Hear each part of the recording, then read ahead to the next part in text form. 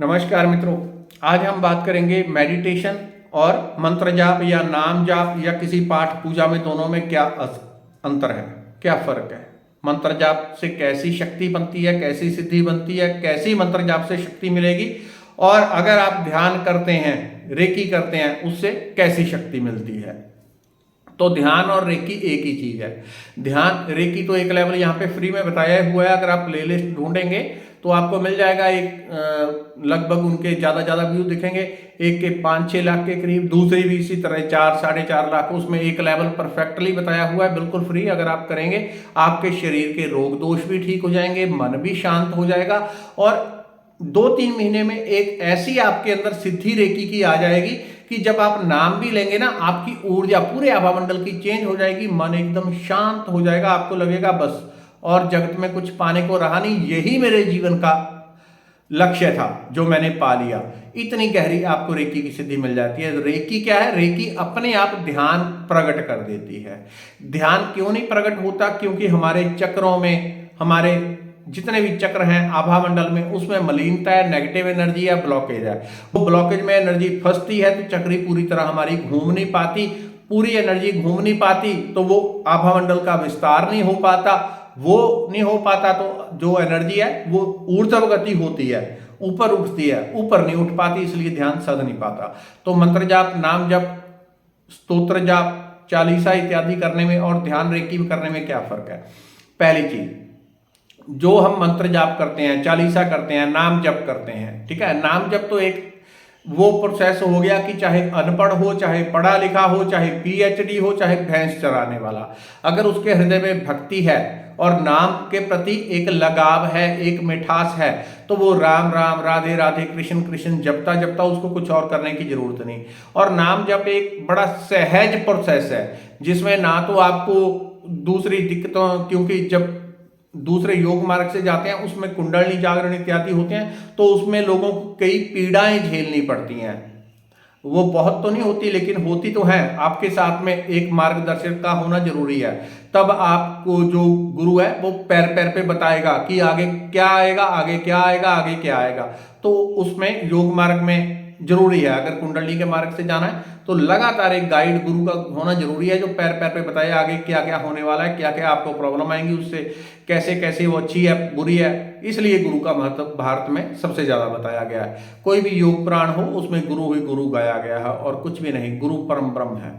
तो उसमें क्या होता है, जब आप मंत्र जाप, चालीसा या अगर तो आप नाम जप करते हैं, वो तो भक्ति का प्रोसेस हो गया। तो भक्ति में धीरे धीरे क्या होता है, हृदय चक्र विकसित होता है। हृदय चक्र ऐसा विकसित होने लग जाता है कि वो आपकी कुंडलनी को भी सारी को पी के डकार भी नहीं मारेगा, सारी कुंडलनी भी पी जाएगा, और जितनी योगिक क्रियाएं हैं उनको भी पी जाएगा।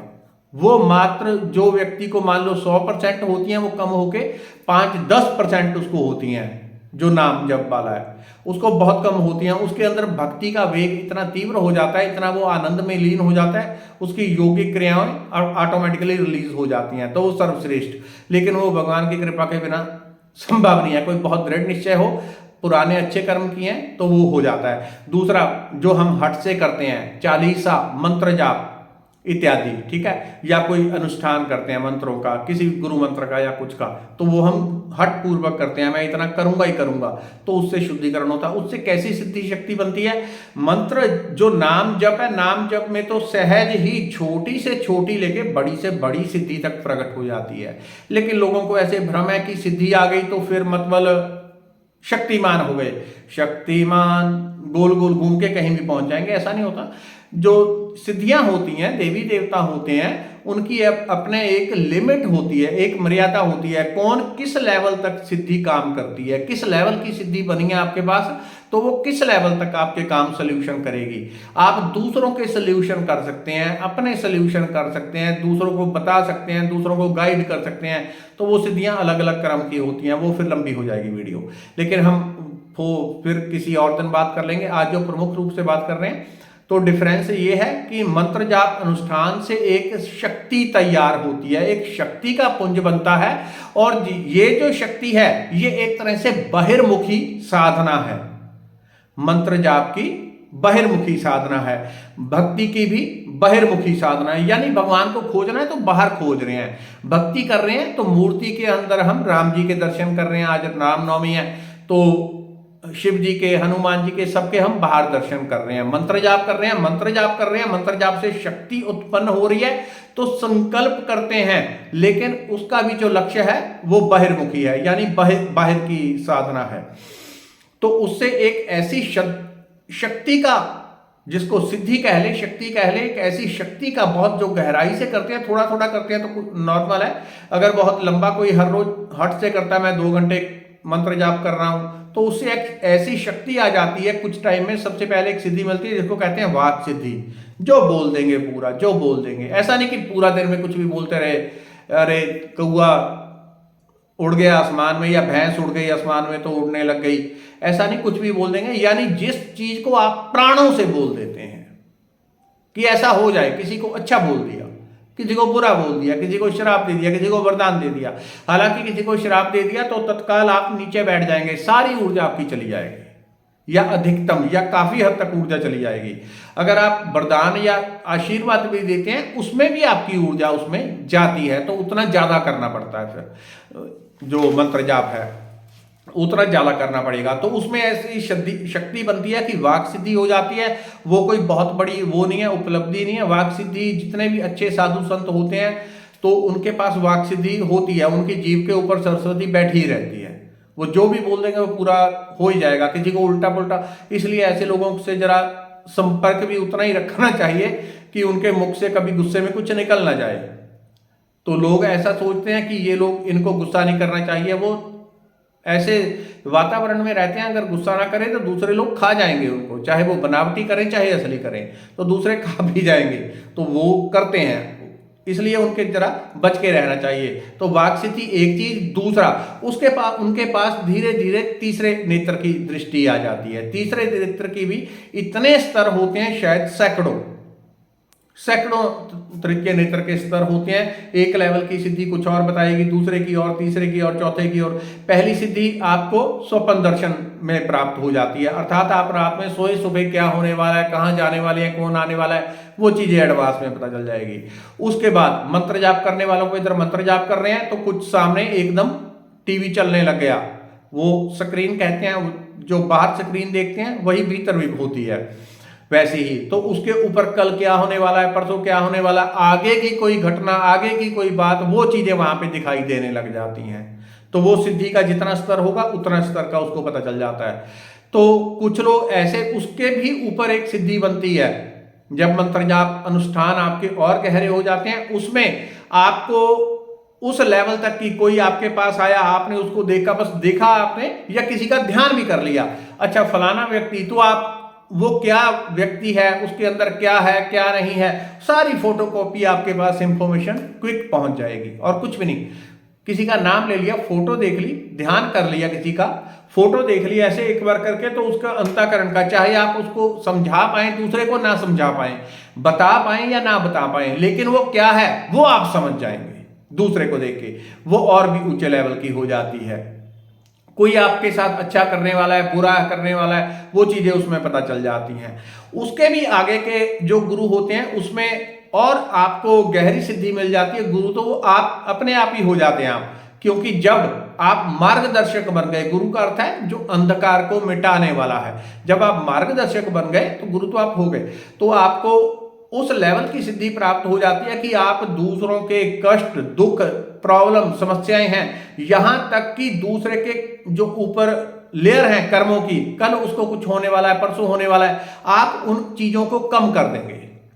किसी के साथ कोई दुर्घटना होने वाली है, कोई कहीं जा रहा है, उसका कहीं एक्सीडेंट होने वाला है और वो उसमें मरने वाला है, तो आप उसको कम करके उसकी एक टांग तोड़वा सकते हैं।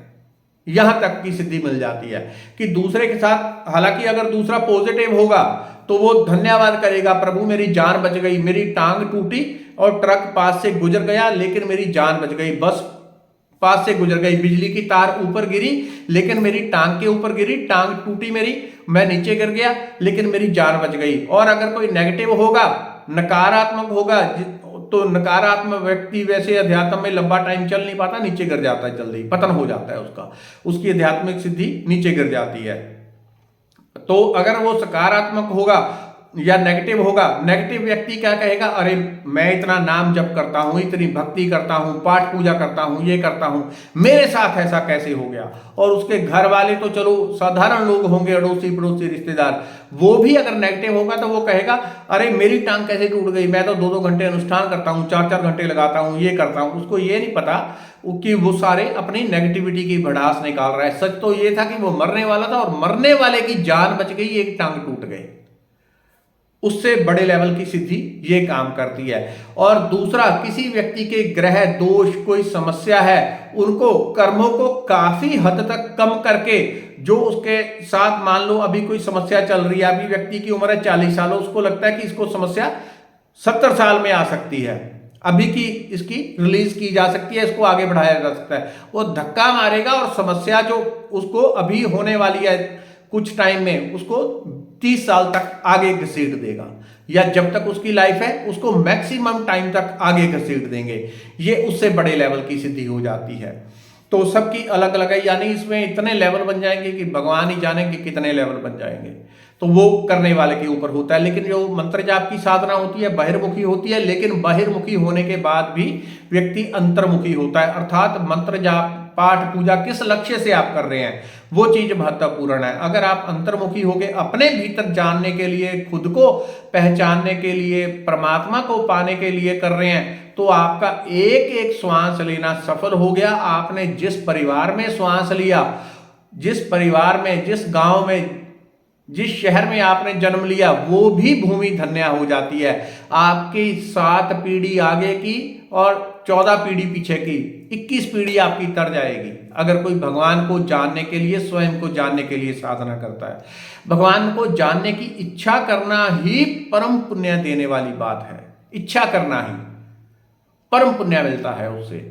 अगर कोई ऐसी संकल्प भी करे कि मुझे स्वयं को जानना है, भगवान को जानना है, भगवान से जुड़ना है, इस संकल्प से ही बहुत बड़ा पुण्य मिलता है। तो ये तो हो गई बाहरमुखी साधना और इससे होने वाली सिद्धियों के ऊपर मोटी मोटी चर्चा। अंतर्मुखी साधना, अंतर्मुखी साधना का अर्थ होता है, क्यों दोनों तरह की साधनाएं क्यों हैं, क्योंकि भगवान ने शरीर बनाया और इंद्रियां बना दी, आंख, नाक, कान, मुंह, नासिका, हाथ, कहां बनाई, बाहर की तरफ, अंदर की तरफ तो नहीं है। अंदर की तरफ देखने के लिए तो अंदर एक आंख है, यहां अंदर जाके खोपड़ी के बिल्कुल सेंटर में अंदर वाली आंख तो ये है, बाकी सारा कुछ बाहर है। तो जो बाहिर्मुखी है, तो इसलिए व्यक्ति बाहिर्मुखी, क्योंकि इंद्रियां बाहर की तरफ है, उसे थोड़ा थोड़ा रस दिखाई पड़ता है, इसलिए मनुष्य बाहर की दुनिया में ही सारा जीवन खोया रहता है, अंदर जाने की कभी कोशिश नहीं करता है, इसलिए अंत में मनुष्य मर जाता है। अगर कोई अंतर्मुखी होने लगे, वो नहीं मरेगा। तब कौन मरता है, तो शरीर ही मरेगा, क्योंकि वो खुद को जान लेता है मैं कौन हूं। अब अंतर्मुखी साधना जो सबसे श्रेष्ठ है, अंतर्मुखी साधना होती है हमारी, जो हम रेकी करते हैं, रेकी सिखाते हैं। रेकी का अर्थ ये नहीं कि रेकी ही हो गई, रेकी आपका जो वो शुद्धिकरण जिसको आप करने में 40 साल लगाएंगे, रेकी वो 2 साल, 6 महीने, 2 साल में, 3 साल में उतना शुद्धिकरण कर देती है जो आप 30-40 साल में करते हैं। शुद्धिकरण से क्या होता है, बुद्धि मलिन हो जाती है, प्रकाश हो जाता है, आपको सब कुछ आर पार दिखाई देने लग जाता है, आपको ज्ञान हो जाता है, क्या करना चाहिए, क्या नहीं करना चाहिए, कौन सा काम करने लायक है, कौन सा नहीं, सब चीजों का, सब बातों का ज्ञान होने लग जाता है। रेकी का अर्थ है प्रकाश, परमात्मा के प्रकाश को पीना। आप फालतू चीजें छोड़ के परमात्मा के प्रकाश को पीने लग जाते हैं, ठीक है। तो रेकी से शुद्धिकरण होता है, उसके बाद फाइनल वही ध्यान, जो अंतर्मुखी साधना होती है, ध्यान। ध्यान का अर्थ क्या है, मैं बैठा हूं अगर और ऐसे बैठ गया, तो इसका मतलब है कि अंदर कुछ नहीं है, अंदर खाली है। मैं इधर बैठा हूं तो चुप, अंदर कुछ भी नहीं, कोई विचार नहीं, कोई स्वप्न नहीं, कोई लेन देन नहीं, ना कोई देना ना लेना, चुप हूं तो चुप, अर्थात अपने भीतर डूब जाना। परमात्मा ने संसार बनाया, इंद्रियां बाहर की तरफ, खुद बैठ गया अंदर की तरफ। इसलिए साधनाएं दोनों हैं, दोनों श्रेष्ठ हैं, कोई किसी में कमी नहीं है। अगर कोई अंतर्मुखी करता है तो अंतर्मुखी ध्यान। अब व्यक्ति की चेतना भी चेक करनी पड़ती है कि उसकी चेतना कैसी है। अंतर्मुखी है तो उसको अंतर्मुखी साधना दो, बहिर्मुखी है तो गुरु बहिर्मुखी साधना देगा। कुछ ऐसे भी गुरु होते हैं वो एक ही टाइप की साधना देते हैं, वो घुमा की गाड़ी ले आते हैं। तो वो गुरु के ऊपर निर्भर है। तो वैसे चेक करके करने से जरा टाइम शॉर्ट हो जाता है, बच जाता है टाइम, ये फायदा है। तो ध्यान का अर्थ है आप चुपचाप अपने भीतर उतरने लगें, शांत हो जाएं, स्थिर हो जाएं, चुप हो जाएं। और जब ध्यान करने लग जाते हैं तो ध्यान करने से वो सारी स्थितियां, वो जो सारी शक्तियां जो मैंने पहले कही, ध्यान करने से वो सारी शक्तियां प्रकट हो जाती हैं, कोई भी शक्ति शेष नहीं रहती। और इस लेवल तक सूक्ष्म रूप से वो प्रकट हो जाती हैं कि मनुष्य के इतने अंश बन जाते हैं कि वो एक ही टाइम पे 1,00,000 स्थान पे प्रकट रह सकता है। अगर एक टाइम पे उसको 1,00,000 लोग भी याद कर रहे हैं, उसके 1,00,000 अंश शरीर में से प्रकट होके 1,00,000 स्थानों पे देख रेख कर सकते हैं, दूसरे की बात सुन सकते हैं, दूसरे को पढ़ पा सकते हैं, दूसरे की सहायता कर सकते हैं, यानी वो होते अंश ही हैं।